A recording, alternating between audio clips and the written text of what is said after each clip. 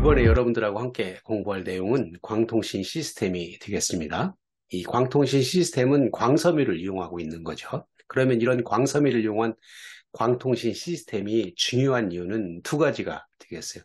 비트 레이트라고 하는 비트 전송 속도가 굉장히 빠르고, 그리고 이제 멀리까지 갈 수 있다. 전송 손실이 작기 때문에 멀리까지 갈 수 있다. 그런 비트 전송 속도가 어느 정도 되는 거냐면 단일 채널로 수십 기가 bps, 기가면 10의 9승이죠. 그리고 이제 파장 분할 다중화 방식이 여러 가지가 있는데, 그런 여러 가지 다중화 방식을 도입해 가면 수 테라bps까지 갈 수 있어요. 테라bps는 10의 12승이잖아요. 엄청난 속도인 겁니다.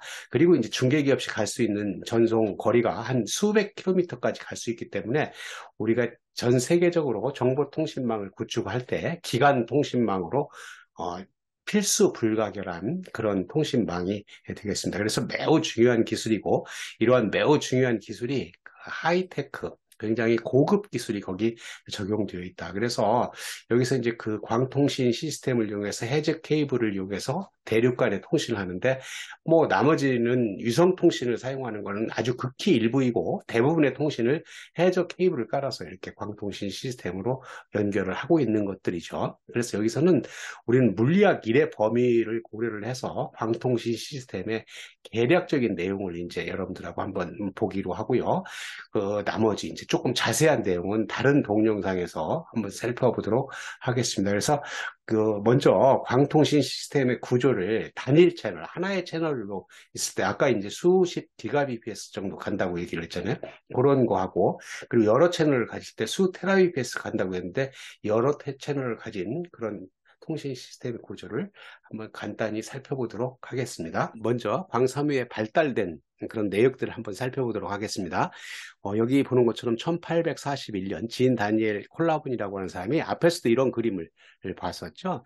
이렇게 물줄기, 워터젯이요. 워터젯의 물줄기를 따라서 라이트가 빛이 이제 가이딩 되는 그런 실험들을 1841년에 수행을 했고, 그리고 나서 1970년대에 들어서 이제 광섬유가 개발되어 있는데, 카오 박사 등이 개발을 했고, 그 당시에 이제 기사예요. 뭐냐면 광섬유의 도입은 통신 네트워크에 이제 혁명적이다 하는 거고, 그 혁명적이라는 내용이 앞에서 설명한 거고 이제 똑같은 건데, 로우 트랜스미션 로스라고 하는 것은 낮은 전송 속도가 되는데, 낮은 전송 속도이면 멀리까지 보낼 수가 있겠죠. 그리고 라지 밴드위스 캐퍼빌리티라고 하는 것은 전송 용량, 그러니까 그 비트레이트가 굉장히 빠르게 할 수 있다 하는 것을 가지고 혁명적이다 이렇게 얘기를 했어요. 이 당시에 로우 트랜스미션 로스라고 되어 있지만 얼마 정도 됐냐면 20dB per 킬로미터 정도 됐어요.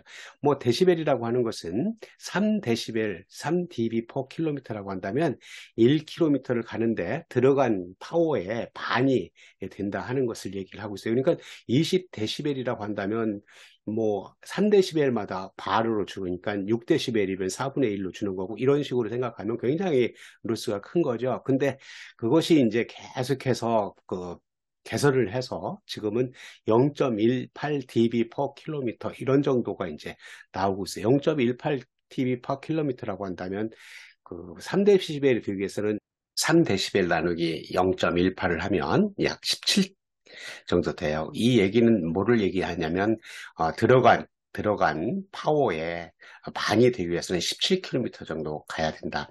그렇다 그러면 뭐에 이제 따라서 달라지는 거냐면, 우리가 사용하고 있는 레이저 다이오드의 파워하고, 그리고 이제 포토 다이오드가 얼마나 센싱을 잘하느냐 하는 거에 따라서 달라질 수 있지만, 이런 값들은 하나 단일 채널로 중계기 없이 멀리까지 가는 것이 수백 킬로미터까지 갈 수 있는 그런 값들이 되겠습니다.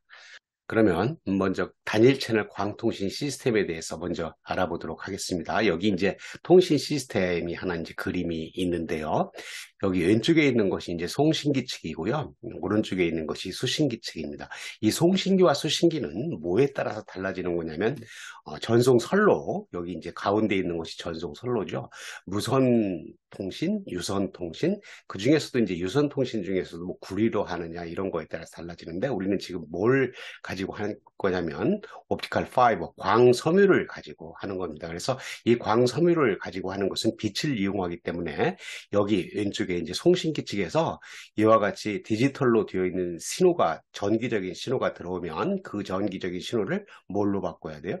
광으로 바꿔야 되죠. 그 광으로 바꾸는 것이 이제 LED나 레이저 다이오드 이런 것들이 있는데 레이저 다이오드가 훨씬 더 빠른 속도로 갈 수 있는 그런 특성들이 있기 때문에 레이저 용량이죠. 빠른 속도라고 하는 게 이제 용량, 전송 용량을 늘릴 수 있기 때문에 여기와 같이 레이저 다이오드를 가지고 이제 하고요. 그리고 나서 이제 광섬유라고 하는 것은 앞에서 살펴봤듯이 이와 같이 코어와 클레딩으로 되어 있고 코어층을 전반사 조건을 만족하면서 멀리까지 갈 수 있다. 이때 중요한 것은 이제 얼마나 전송 손실이 작으냐, 작은 거에 따라서 멀리까지 갈 수 있는 그런 특성을 갖고 있어서 이렇게 전송이 돼서 이제 포토 디텍터에 이렇게 전송이 돼서 빛이 전기적인 신호로 바꿔서 이제 우리가 원하는 뭐예요? 데이터, 영상, 음성 이런 것들을 들을 수 있게 만드는 그런 것들이 되겠습니다.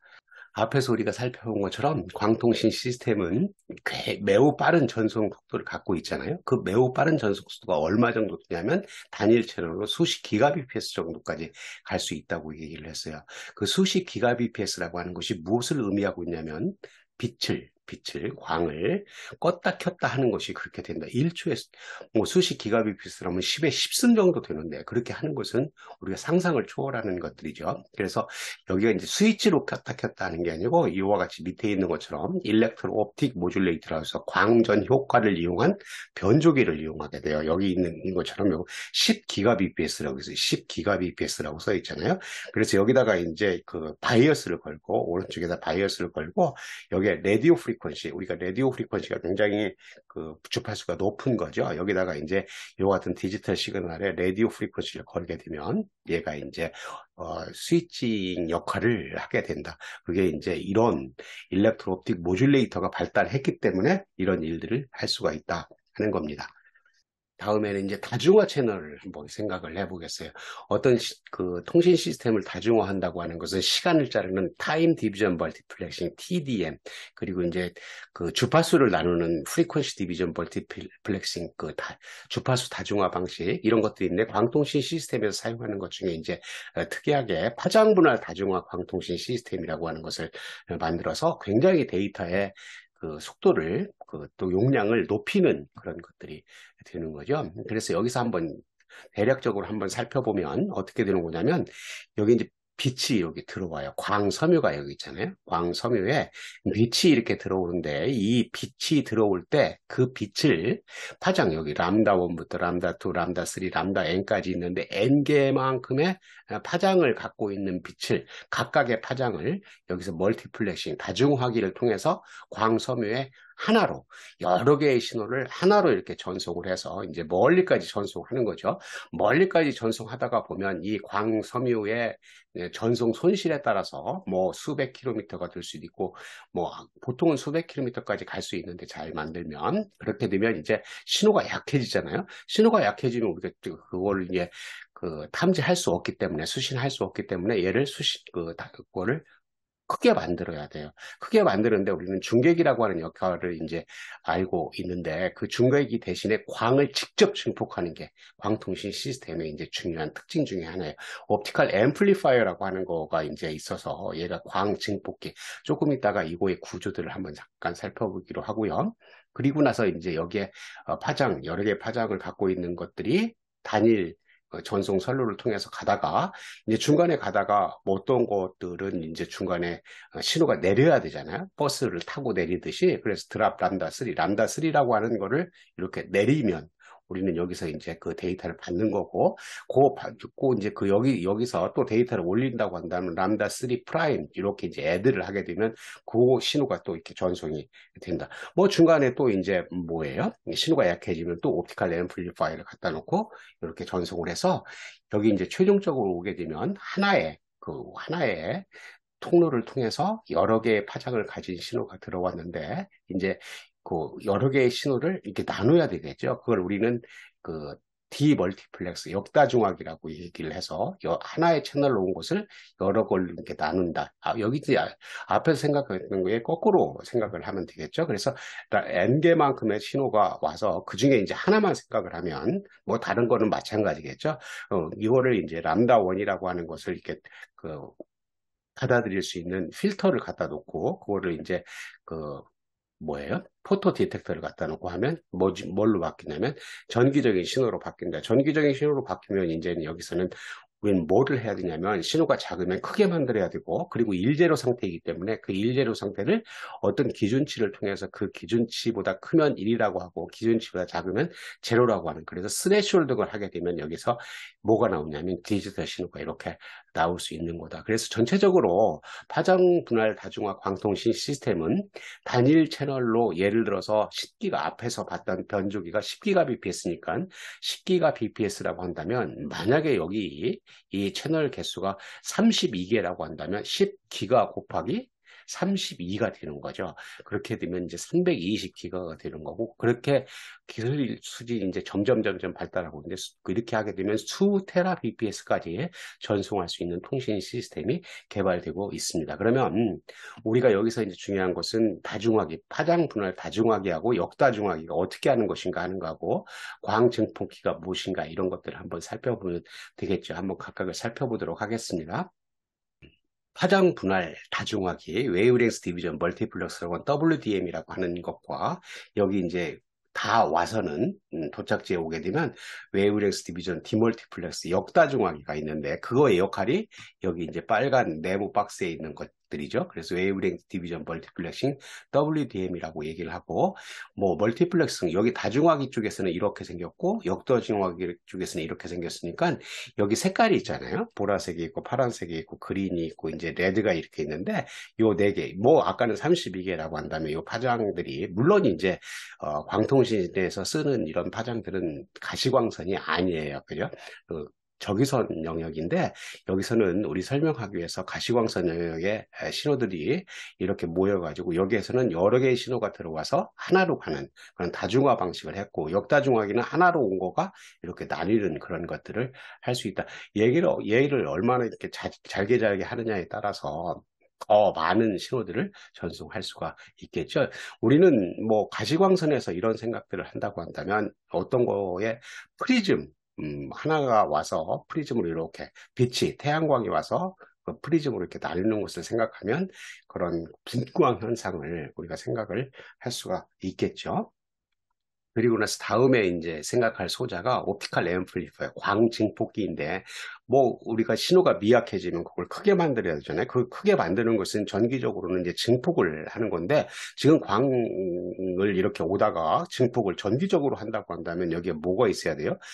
광을 그 전기적인 신호로 바꾸는 광 다이오드가 있어야 되고 포토 다이오드 그리고 나서 이제 또 전기적인 신호를 광으로 이렇게 하려고 한다면 여기 레이저 다이오드가 또 있어야 되겠죠.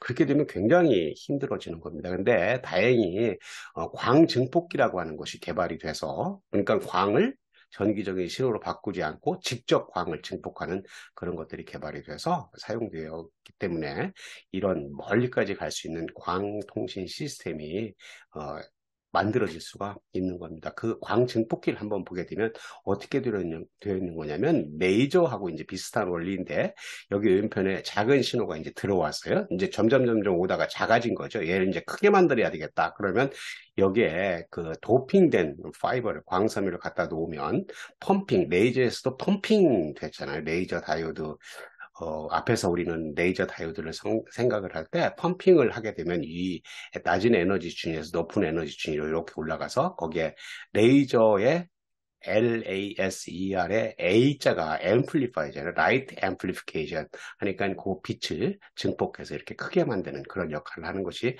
광증폭기가 되겠습니다. 그래서 전체적으로 보게 되면 우리 파장 분할 다중화 광통신 시스템은 이와 같이 그 파장 분할 다중화기와 역다중화기, 그 광증폭기, 그 광섬유, 뭐 그리고 나서는 단일 체례를 생각했던 그런 소자들을 가지고 굉장히 많은 그 큰 전송 속도를 가질 수 있게 할 수 있다. 대용량으로 할 수 있어서 수 테라bps까지 우리는 전송할 수 있는 것을 현재 기술 수주로 할 수 있다 하는 겁니다.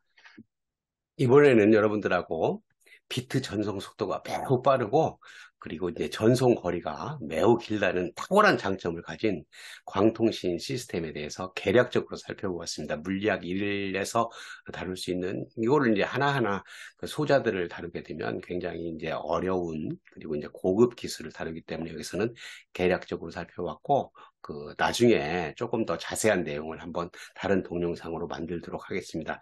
자, 여기서 마치기로 하고요.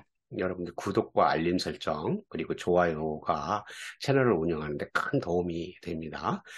부탁을 하고요. 감사합니다.